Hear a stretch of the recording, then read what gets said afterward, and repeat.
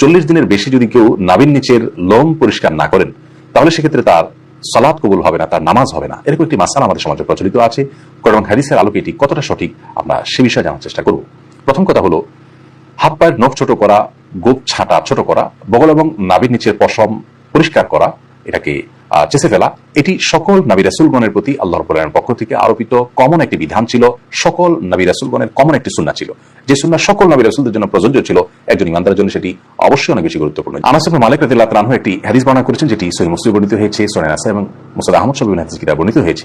সেখানে তিনি বলেছেন যে রাসূল আকরাম সাল্লাল্লাহু আলাইহি ওয়াসাল্লাম আমাদেরকে এই কাজগুলো করবার জন্য, অর্থাৎ হাত পায়ের নখ ছোট করা, গোপ ছোট করা, বগল এবং নাভির নিচের পশম পরিষ্কার করা, চাষা, এই কাজের জন্য তিনি আমাদেরকে সময়সীমা নির্ধারণ করে দিয়েছেন 40 দিন। অর্থাৎ 40 দিন পর্যন্ত কেউ যদি বিলম্ব করেন তাহলে সেটি জায়েজ আছে, যদিও এত বেশি বিলম্ব না করে প্রতি সপ্তাহে একবার পরিচ্ছন্ন করতে পারে সেটি উত্তম ভালো কাজ। যত বেশি পরিষ্কার রাখা যায় এগুলো ততই ভালো।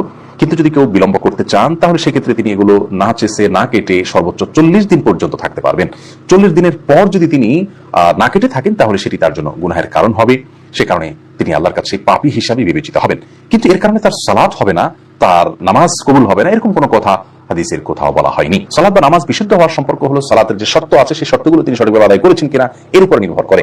যার কারণে সালাতের শর্ত যদি সঠিকভাবে আদায় করে থাকেন, ফরজগুলো সঠিকভাবে আদায় করে থাকেন, তাহলে সালাত বিশুদ্ধ হবে। যদিও তার নাভির নিচের লোম তিনি অপরিষ্কার রাখেন, নখ বড় রাখেন, এগুলো করা সত্ত্বেও তার সালাত আদায় হয়ে যাবে। কিন্তু এগুলোকে তিনি বড় রাখবার কারণে, ছোট না করার কারণে, সমত না চাষবার কারণে, 40 দিনে বেশি অপরিচ্ছন্ন রাখবার কারণে তিনি একটি গুনাহে লিপ্ত হলেন, সেটি সম্পূর্ণ ভিন্ন বিষয়। আল্লাহ রাব্বুল আমাদের সকলকে সব ক্ষেত্রে রাসূল আকরাম সাল্লাল্লাহু আলাইহি ওয়াসাল্লামের সমস্ত দিক নির্দেশনাগুলোকে মেনে চলার তৌফিক দান করুন।